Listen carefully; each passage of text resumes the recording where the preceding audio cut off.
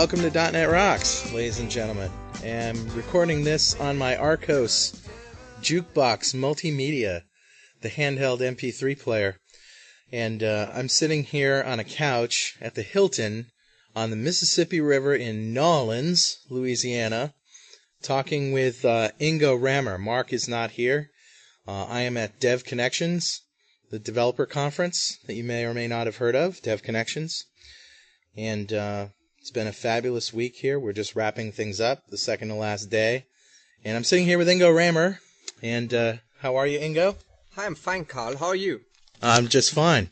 And we were joking before that you were going to make me do this whole show in German. Right. Ja, Carl, das habe ich mir schon gedacht, dass wir das auf Deutsch machen. Ach du Lieber. Hey, your German's great. Yeah, I can say oh dear in several languages. So tell me, what sessions were you talking on and what tracks? Oh, right now I'm one of the few people who are talking on the C# track and on the VB.NET track. And today I did a session on the C# track. It's been about convincing developers to look at enterprise services. Tomorrow we'll start with the usual remoting topics.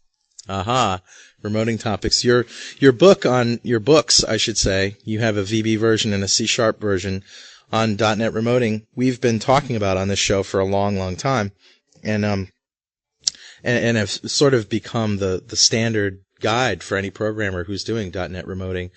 How did you nail that book and that topic at the right time? I mean, how did that all happen?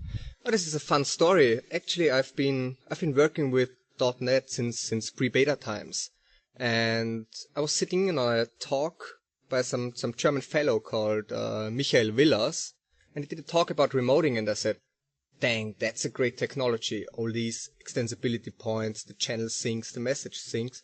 So I thought, yeah, I'm going to look into this more closely, and, well, finally I wrote a book on it. So did you have a book in mind when you sat down to learn it? Did you contact A-Press? Did they contact you? How did the book deal come about? Yeah, this was the second talk at the same conference, actually. Right after Michael Willer's talk, it was the turn for Dan Appleman to talk. And he talked on remoting as well. And yeah, I walked up to him afterwards and we nearly signed the deal there.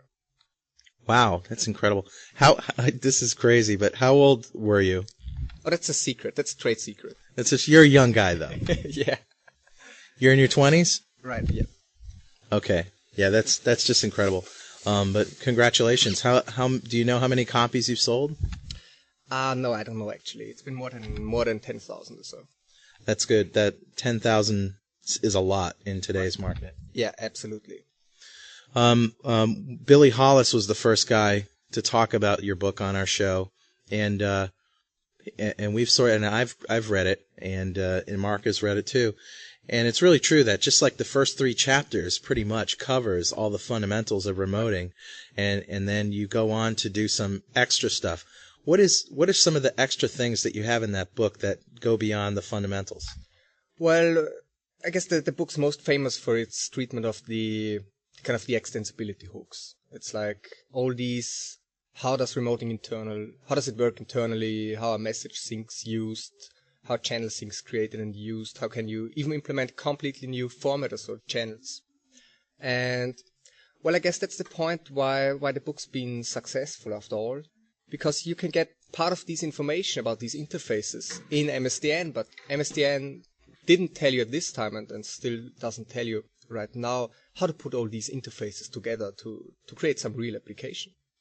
What Rocky Lotka was telling us about remoting was that there's a whole sort of community that's growing up around remoting, sort of separate from the .NET programmer community, that talks about remoting not only as technology but as a concept, and are creating new formatters and new channels. And what are some of the more interesting channels and formatters that you've seen come out of that community? Yeah, actually the most interesting formatter has been a Corba formatter. There's quite an active group working on remoting.corba, as they call it, and that's a formatter channel combination which you can use to kind of communicate with any Corba server, and that's pretty amazing because frankly we wouldn't see these kinds of things coming out of Microsoft directly, but they provided the extensibility hooks that even these scary things are possible. Corba being a sort of interface to the other side, Right. the Unix world. The bad guys. The bad guys. Them. Them right. who shall remain nameless. Dark side. One of the coolest things that I've heard about, some of the cool things I've heard about is sort of, well, let me back up a little bit. The binary formatter and the sockets channel is sort of like the most performant model in remoting. And so sockets is sort of like the lowest level way that we can communicate across application domains currently. Rocky was talking about something called memory mapped files, which I haven't seen an implementation of yet, but what would that essentially let us do? Yeah, well, this would provide you with some means of absolutely high performance inter-process communication when running on the same machine. So what we have right now for this purpose is a named pipe channel, which is available at got.net.com. It's been written by Jonathan Hawkins, who was the original program manager for the remoting framework. So he really knew his way around, and yeah, he implemented this high performance channel. But it's not memory mapped files, it's a named pipe one. So what's the difference? I mean, a name pipe I can sort of picture in my mind as being similar to sockets, as being like the name of an area in memory that we're writing to. So it's sort of a similar technology. What's the difference, and what's performance difference? I don't know 100%, but I think the performance difference isn't that high, because if we are talking about named pipes on the same machine, as far as I know, they use shared memory internally anyway. And the major difference is that it's way easier to use named pipes because, well, they work like a stream at the end of the day. And if you do real shared memory exchanges, you have to take care of all these issues like synchronicity, synchronizing access to the shared memory on your own. Oh, that's really cool.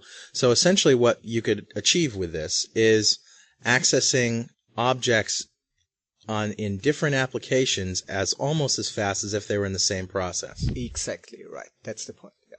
If you sort of compare that performance-wise to the COM out-of-process server, I mean, what are we talking about in terms of performance comparison? Oh, the thing here is that even COM used such a thing called the LRPC, a lightweight RPC mechanism, if you use it on a local machine. So I guess COM is still a little bit faster because .NET uses this highly flexible and highly powered serialization mechanism, which allows you to send arbitrary large objects around in between your processes. And for DCOM, the serialization has been pretty much like determined at compilation time, whereas remoting looks at the objects and can serialize basically any object. So .NET remoting is more flexible, but a little bit of a performance price. Right, exactly. Oh, that's cool. Speaking of performance, it's interesting that I've noticed that there's a couple of bugs in the remoting, and I know I went to ingorammer.com, and you've got a blog or a forum up there, and was looking at some of the issues that you were trying to address with people. One of them is an issue with remoting where you're sending large amounts of data from a server to a client. What is that, and is that going to be a problem, and how can we work around it, and is there a light at the end of the tunnel? Well, the main problem is basically the dataset. Dataset is a pretty scary thing because it's that powerful. It offers you so many options, but it's serialized to XML in any case. So if you use a binary formatter, so even if you use a binary formatter in remoting, it will still be serialized to XML. And remoting will only see this XML as a single string. So remoting doesn't know about a dataset, it just knows about a string. And, well, yeah, the string contains XML, but you have all these overheads. And you even have the overhead twice, because there will be one serialization from dataset to XML, and another one from XML to a remoting compatible string, which will be used on the wire. Which means it has to encode all the angle brackets if you use the SOAP format, for example. So that's pretty bad. So have you seen this bug fixed in 1.1 framework, or is it just an inherent by design flaw? Yeah, it's an absolute by design decision. It's not even a flaw, it's a decision. So they said, okay, data set is based on XML, so well, that's the way it is. So what you can do, or maybe should do in this regard, is to kind of pass custom business objects around over your remoting boundary using serializable objects if you don't need the features of a dataset.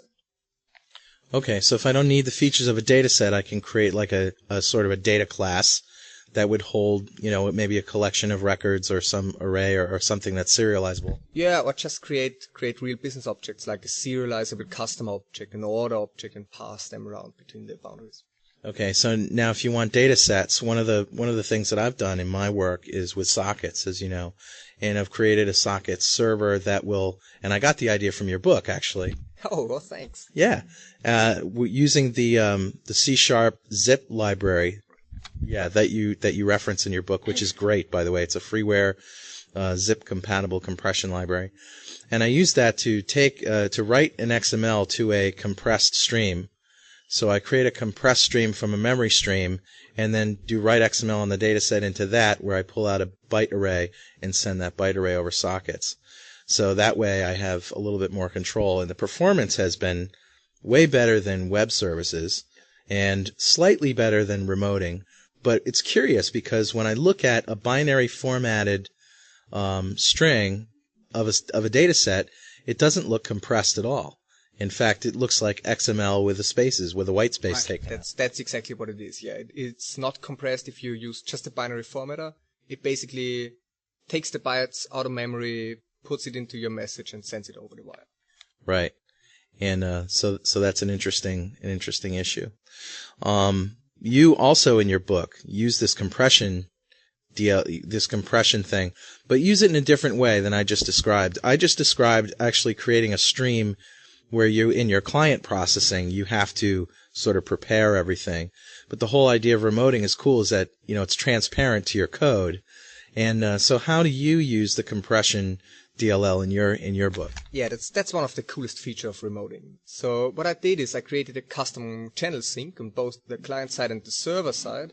Okay, hang on a sec. Explain to me what a sync is. Okay, a sync is basically one of the extensibility points in the remoting frameworks. So if you send a method call, if you invoke a method on a remote object, what will happen internally is that this virtual method call will be taken from a proxy object, will be converted to a message object, and this message will be passed on to different syncs.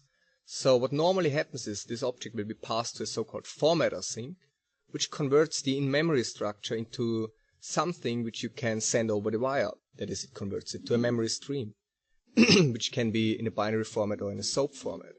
Then this stream is passed on to a next sync, which is a transport sync, which will then be used to pass this stream on to a second process. So they're just like little programs that stop along the way in the chain of getting from the server to the client. Right, absolutely. It will be passed on from one sync to the next until it reaches the final object. So what I did was I just created a custom sync and injected it between the formatter and the transport sync so that I can do online compression and decompression. That's great. And what kind of performance increase have you seen? Bad question? Bad question. I didn't compare it. I only looked at the bytes transferred. I didn't look at the performance implications, because any kind of compression is just a trade-off. You say, okay, do you have a high bandwidth link or a low bandwidth link? And do you have a huge CPU power or just little CPU power? And you have to trade off. Right, I see. So there is overhead in doing the compression, which may or may not pan out depending on how fast your PC is and how much data you're sending. I had a talk with a guy who came up to me at the show today and said that he was having a problem because he has some old legacy Unix machines that were trying to download through web services data on the order of 1 gig at a time. Oh yeah, I guess that's not exactly the point of web services after all. No, and and so I thought that I said, is there any way you can redesign your app? He says, no, unfortunately, that we have these clients that are Unix clients. It's peer-to-peer, server-to-server, and it just you could just see the desperation in this poor guy's eyes. Yeah, I guess there are applications where you really have to deal with these amounts of data, but frankly, in this case, you can only use sockets or even custom UDP connections, something like this. You can't use any distributed application framework because, frankly, they have been thought to be used in a different way, not to transfer huge amounts of data. Right. So now, remoting, for the green listener out there, that we've been talking about, if you've caught any of the talks we've done with Rocky, or even Javal, that Microsoft is really pushing web services here, web services there, web services everywhere as a means for getting data around. And even to the point where they're not talking about remoting a lot because they want to play in the web service space. And it's unfortunate because most of their customers are Microsoft to Microsoft, applications, have those kinds of applications. A Windows client and a Windows server. Should they really be looking at remoting first before web services? Well, it basically depends on what you're trying to achieve. So let's say if you have only .NET servers, .NET clients, and you can be 100% sure that there won't ever be a third party accessing your services, then you can look into remoting.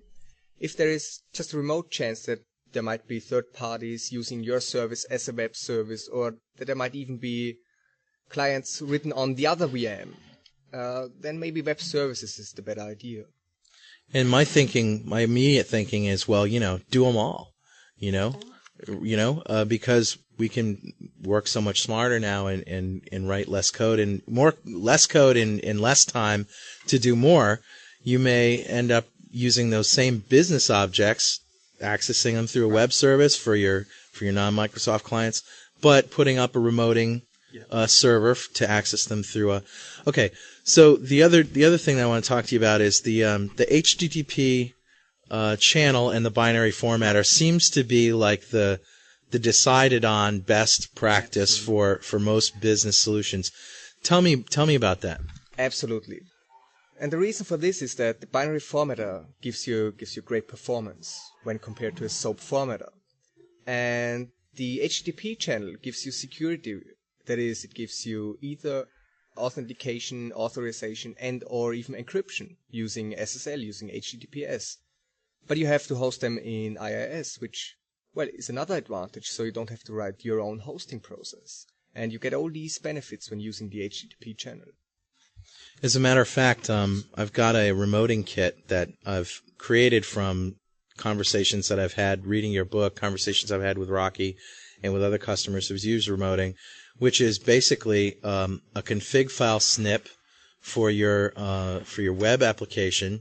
That's like 3 or 4 lines in a config file. It's a rule that says you create your business objects as a component class, which derives from Marshall by ref object, so you're okay there.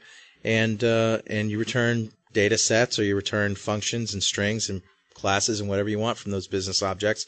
You can use those same objects through web services, through remoting, through a local thing, through a web application, through a Windows app, through a Windows service, through a handheld mobile app, and that seems to be a really good thing. And the kit itself is just that client thing and the rules about the objects and like 3 or 4 lines of code that run on the client in the program to register the object. Yeah, it's great stuff. Yeah, that's one of these things where .NET is so flexible that it offers you more than one choice, but you actually can kind of integrate them to dynamically switch between the best options. Right. I think one of the things that people have found most confusing or difficult about remoting is the fact that it is so flexible, and there are so many options, and there's so many ways to do what you want to do the wrong way, and there's usually only 1 or 2 ways to do it the right way. And so it comes down to finding out which snippet of help file config stuff do I throw in there, and that kind of thing. And that's where a little bit of direction is really, really helpful. Right, that's true, because when looking at web services, on the other hand, you just write your web service, you have full tool support to generate the whistle, to kind of add web reference, to all this stuff is done automatically for you behind the scenes. When using remoting, you're basically on your own. You don't get any whistle support to generate proxies, so you have to share some metadata. And the issue is there's more than one way to do it. You could just kind of copy your a real server-side implementation to your client so that the client has access to the method, so that the client-side application knows which methods your remote object offer. Or you could use some tool called SoapSuds, you could use interfaces, you can use abstract base classes. So you have a lot of choices, and there's only one right way. Right. Now, the SoapSuds thing that you mentioned, I mentioned that to people, and they go, no way. It's not really called SoapSuds, is it? And so SoapSuds is an executable that does what? It creates a shell class for your business object? What does it do exactly? But it's a little bit scary tool. There's a great idea behind this tool, and that's, hey, just point it at my server-side DLL and extract all the method definitions, but just the definitions of them, so that you can ship them to your client application.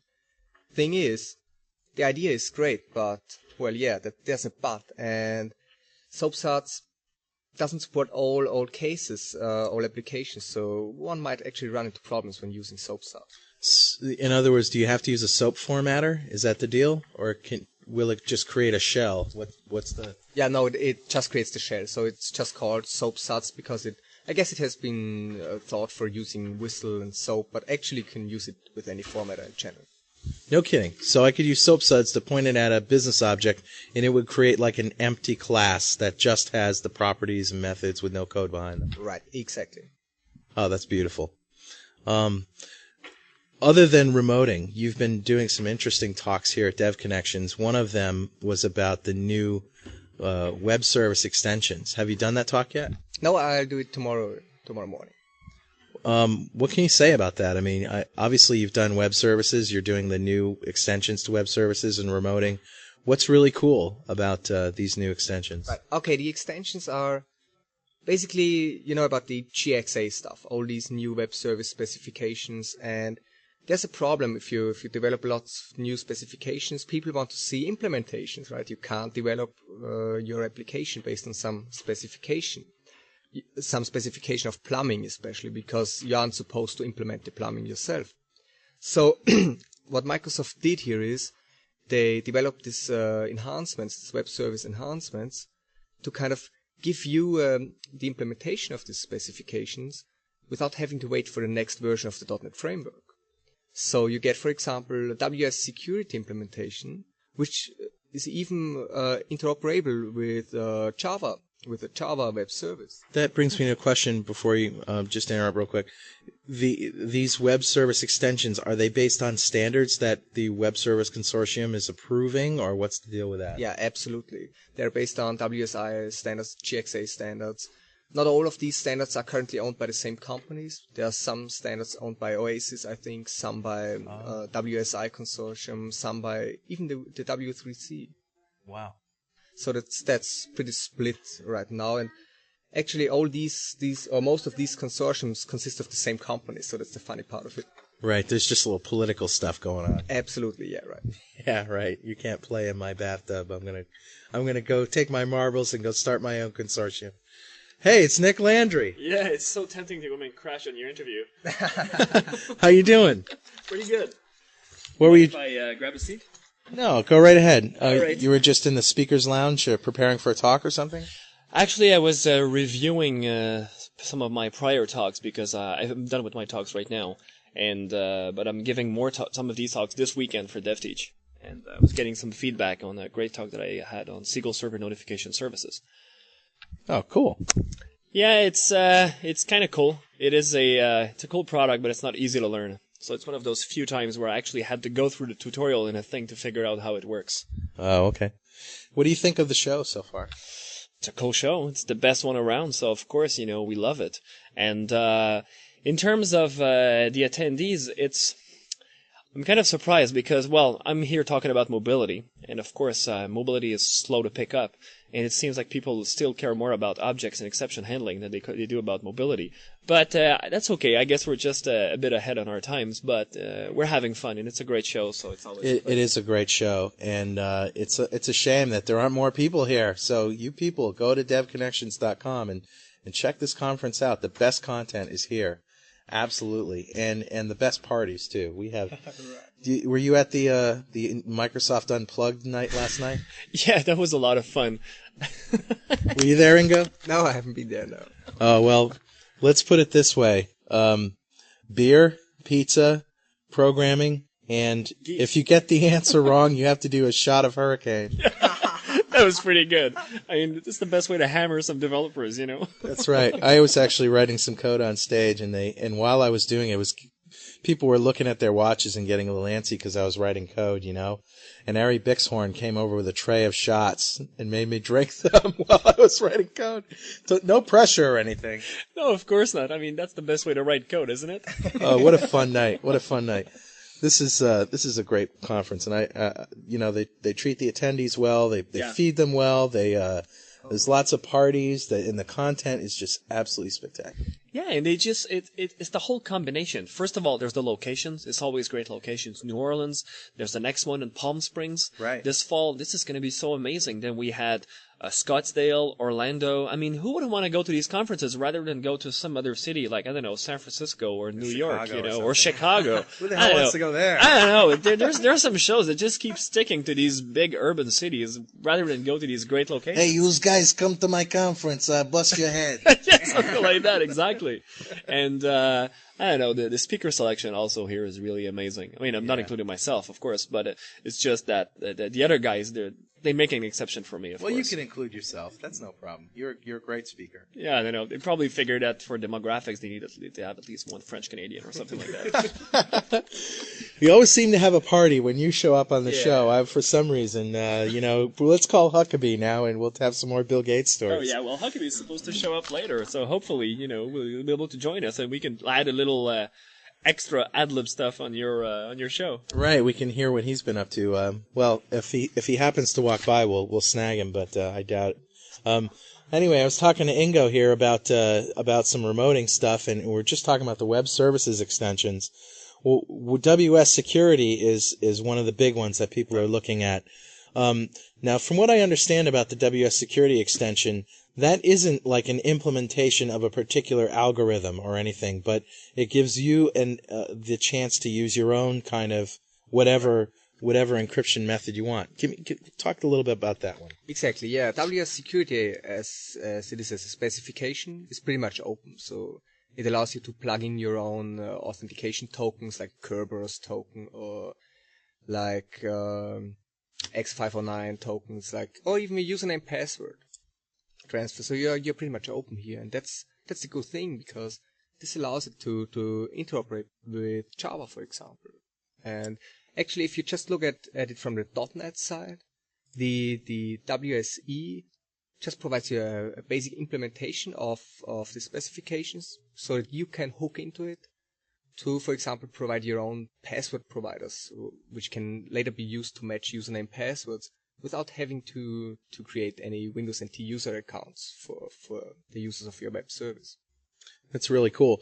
You mentioned Java, and we take our shots at Java from here from time to time. But one of the things I know about web services in Java is that on some, I don't know how much you know about this, but on some versions of Apache, they actually came out with a new web service spec that was not compatible with the .NET web service spec, and there were some compatibility issues there because of something that Sun released. Or that's the current problem we have in SOAP 1.1. SOAP 1.0, right, as it is right now, because there are some parts in the specification which are not 100% clear. Right. So you can sections 5 and 7 right, that talk about it's the classic sections 5 and 7 of the SOAP spec, which is in 1.1 actually. It's SOAP 1.2 that's changed. Right.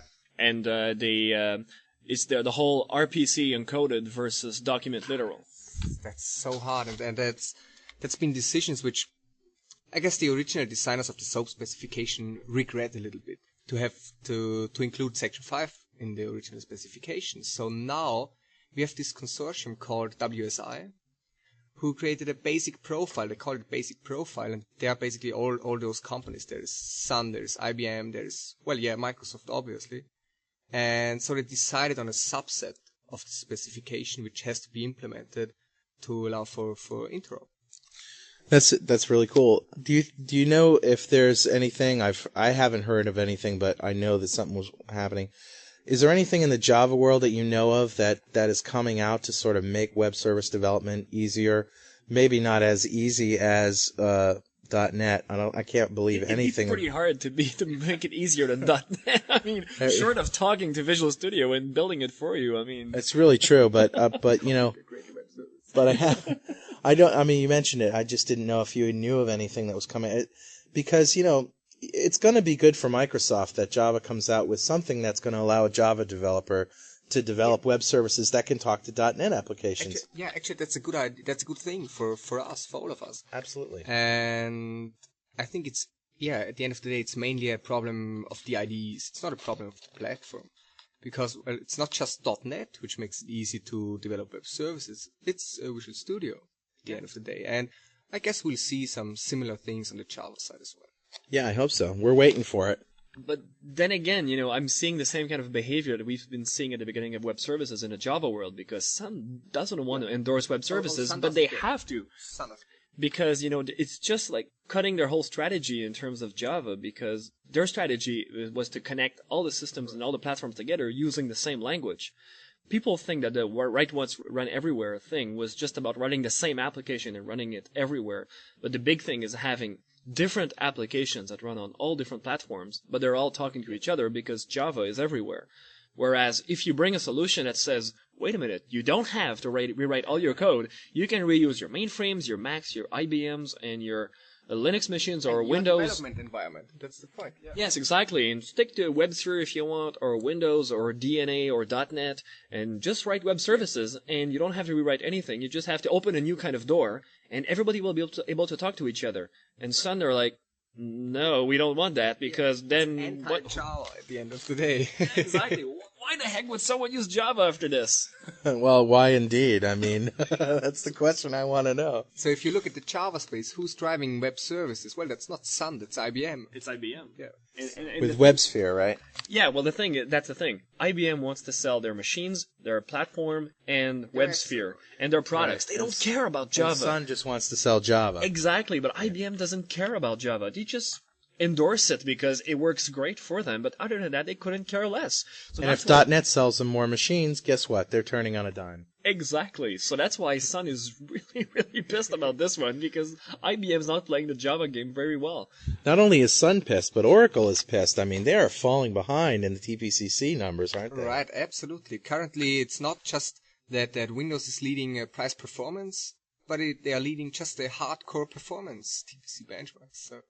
It's not looking good. Well, anyway, it's another example of Microsoft just writing really good stuff, and that's why people use it. You know, it's not because we drank the Kool-Aid. I guess not. Yeah, well, I would never want Larry Ellison to have as much power as Bill Gates. Anyways, that'd be a bad world to live. Bad world to live in. I guess he's a little bit scary. That's just what's the business kind of vision he shares, apart from I like to crush Microsoft. Right? Yeah. Yeah, it would probably all end up in tubes like in the Matrix or something like that. Powering Oracle servers.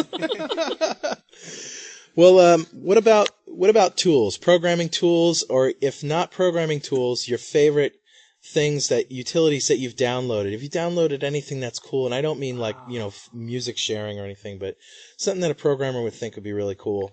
I'm mostly into programmers tools. I'm just a workaholic. I'm not playing at all. I'm just into work. But so, yeah, Ingo, I'm sorry, but didn't I like log on one night and I saw that your name in MSN Messenger was in XML, and then it said current game equals freelancer state. Oh no, this wasn't me. Busted. State equals do not disturb. Oh, dang, you got me on this You're one. busted. All right, so programming tools, what do you like? Yeah, apart tools. from Microsoft Freelancer, which is quite an important tool for every programmer. What's that, Microsoft Freelancer? Just that's the game. Favorite game. Yeah. All right. It shows what I know. I guess the number one tool is Lutz Röder's Reflector. That's Reflector. Okay, now you're the second person I've heard mention Reflector at this conference. I still don't know what it is. What is it? It's a great kind of class browser, component browser, but it goes down to I guess in the meantime they even have a C# disassembler inside. Oh, ooh. So it shows you everything about components. So for example... Oh, wait a minute. Michael Stewart mentioned this. Now I'm remembering. All right. Now, for example, you can even go to to some method of even the MS core lib, click on it and say, hey, which other methods call into this single method are selected. So you can get all those kinds of call information and things. And it doesn't use reflection, if I understand. Absolutely. It's fully based on reflection. It's a managed application even. Oh, it is based on reflection. Somebody I was talking about Reflector with told me that it goes beyond, does some stuff that's not... Yeah, it uses some unmanaged APIs. Some unmentioned APIs, yeah. Yeah, right. So, but unlike Anacrino, for example, the second most important tool, which is kind of the current... And what's it called? Anacrino. Anacrino. Right. That's the MSIL to C# decompiler number 1. Ooh, MSIL to C#. So if you have MSIL, it will decompile to C# code. Right. So you can, for example, look right into the source code of, the base.NET framework. But this application is a purely unmanaged C++ application. There's no managed code inside. There's no reflection inside. Wow. Hey, look, it's Fernando Guerrero. How you doing, buddy? Very well, thank you. And you? Ready for the party? Ready for the party. I'm actually going to pass on the party because I have some stuff to... I'm Carl, sorry. come on. No. Come to the What party. are you going to do during the night? Well, I'm going to write some code that I have to present at DevTeach. Party. No. You geek. I know. I'm so lame. Well, Fernando, how did your sessions go? Well, I'm very happy. Apparently people are very happy as well, so what can I say? What did you talk about? Today, it was about how to build your own data adapter and how to modify the behavior of the data adapter in SQL Server data provider. Awesome. So we're talking about using timestamp fields and doing your own...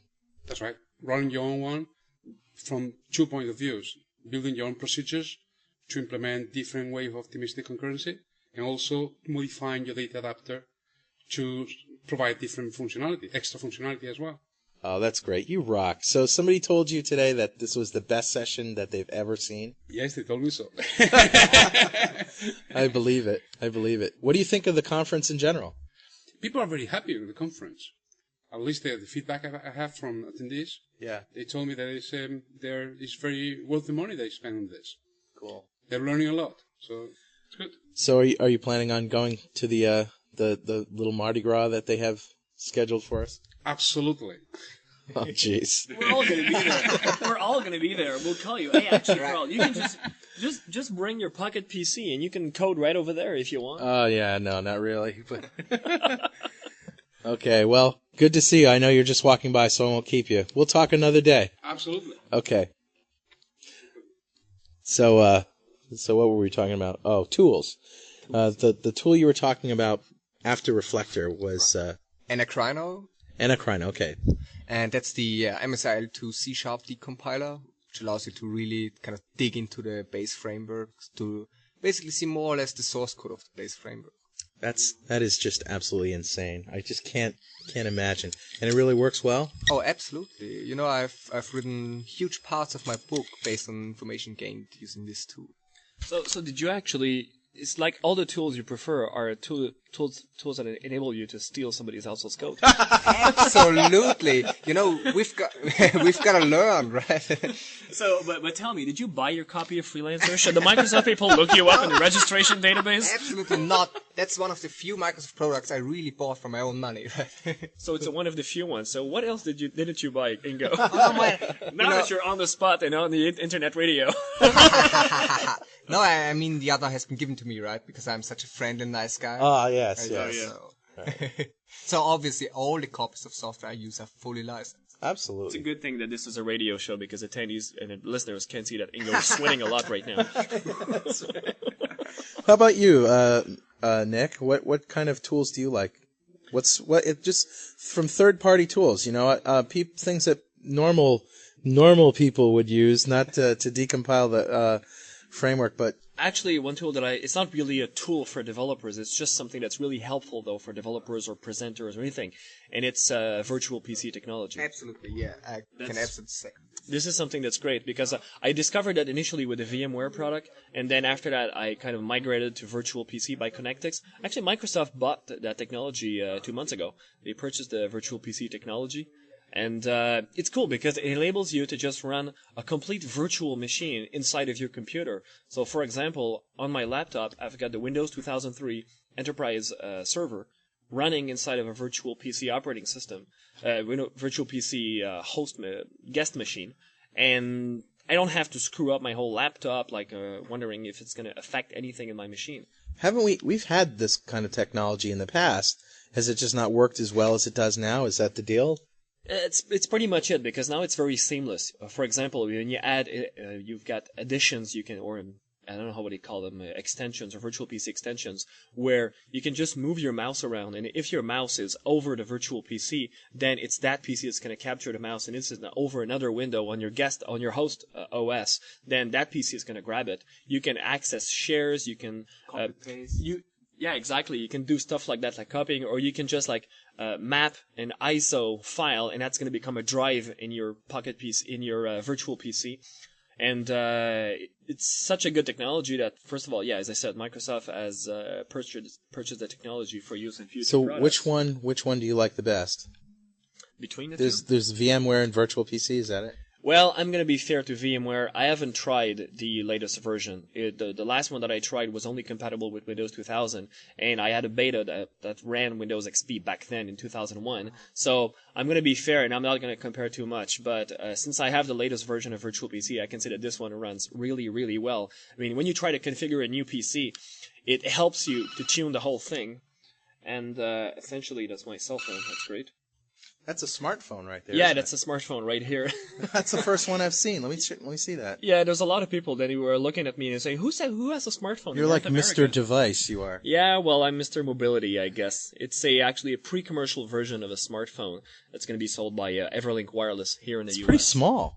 Yes, it is still fairly small. I guess I can give you a picture you can put on the website. Yeah, sure. Just give me the phone, keep the picture. Yeah, nice try. Another thing you want trying to steal from me. I'm just optimizing here, right? So, No, it's all right. He'll give you a couple beaver pelts for it. Again, we're back with the beaver stuff. So, no, it's a cool phone because I'm sure a lot of people have been reading about the smartphone already. Right.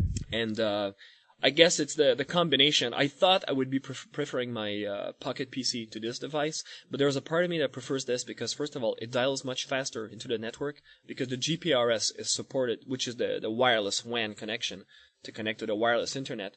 It's built in now. You don't have to have this weird connection string that you set into the iPack or these other devices like my Toshiba, and it dials pretty fast. You get SMS directly in there. And the fact that I can surf the web with just one hand, because I've got this little joystick thingy on top, it allows me to just surf the web. It's full HTML, so it's not any WAP WML crap where you don't have anything in there. And and it obviously runs Pocket PC. No, this is not Pocket PC. This is the Microsoft Smartphone 2002 OS. Oh, it's a different OS. Yeah, well, it's the same OS. Just like Pocket PC 2000 and 2002 are shell extensions on Windows CE 3. Right. Smartphone 2002 is also a shell extension on Windows CE 3, but it's a smaller version, of course, because you don't have as many resources in there. But right, you wouldn't make a client app for it, in other words, or could you? Oh, sure, you can develop for this. Unfortunately, the Compact framework doesn't support it yet, but Microsoft has already announced the next generation of smartphones. How cool is that, man? That is so cool. That's going to run on Windows CE.NET version 4.2. Hey, was it you we were talking about with the last show about Sprint PCS and how cool it was? And I actually bought it the other week. I got a Sprint PCS card. And Ken Getz also has it. And we were sitting at lunch together. Ken has the PCM-CIA card. I have the PCM-CIA card.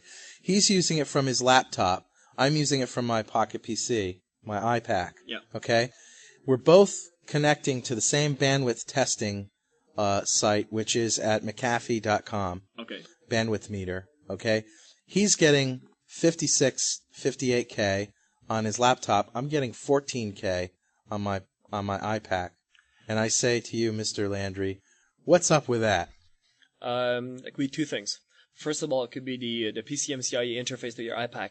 Maybe it's not using the full bus in terms of transfer capabilities, but I doubt it's that because since it's only a few Ks and that's made for a few megabytes, so it's probably just the software driver that is because you probably have a separate driver for that card for your Pocket PC. Couldn't be that the CPU on the Pocket PC is just not keeping up with the Well, I don't think it's a question of the CPU not keeping up, because I've actually had, I have a Toshiba E740, and I've got an AudioVox compact flash card that connects over GPRS, which is an equivalent, and it's probably the same thing as Sprint PCS anyways.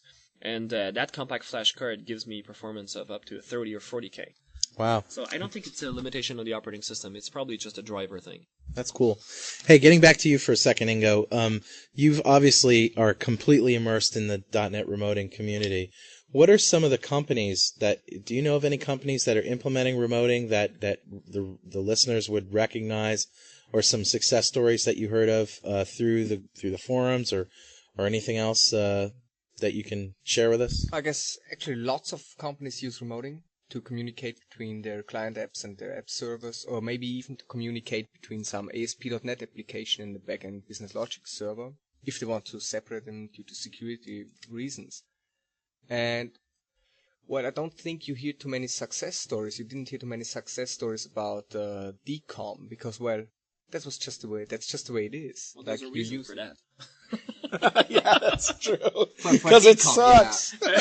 Have you ever tried using DCOM over the internet? You have to open a hole in the firewall. Right.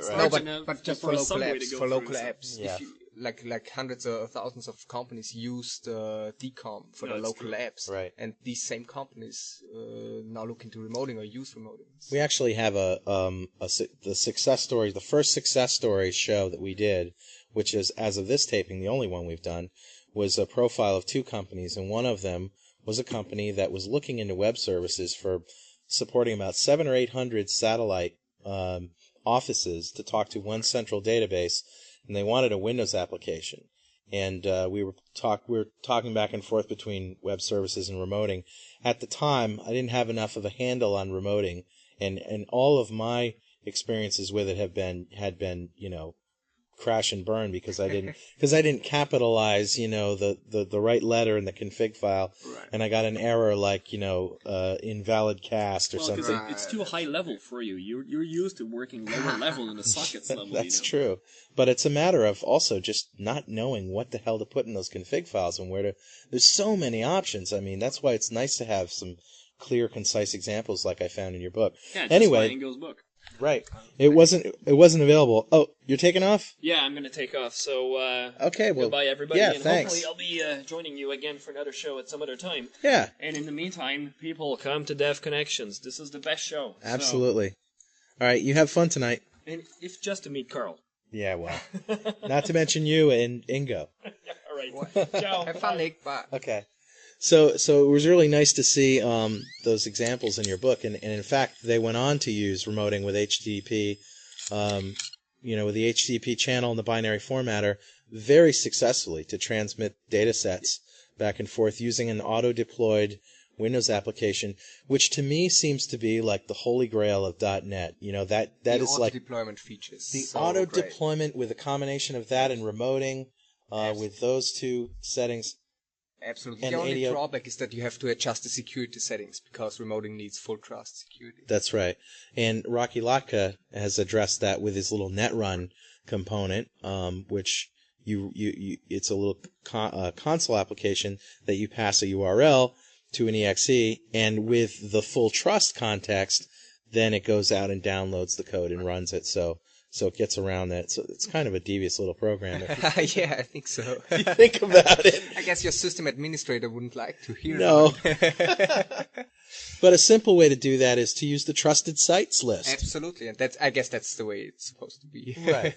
The problem with that, I guess, is that anybody can just add any site to their trusted sites list, but at least it's the user that's doing it, right?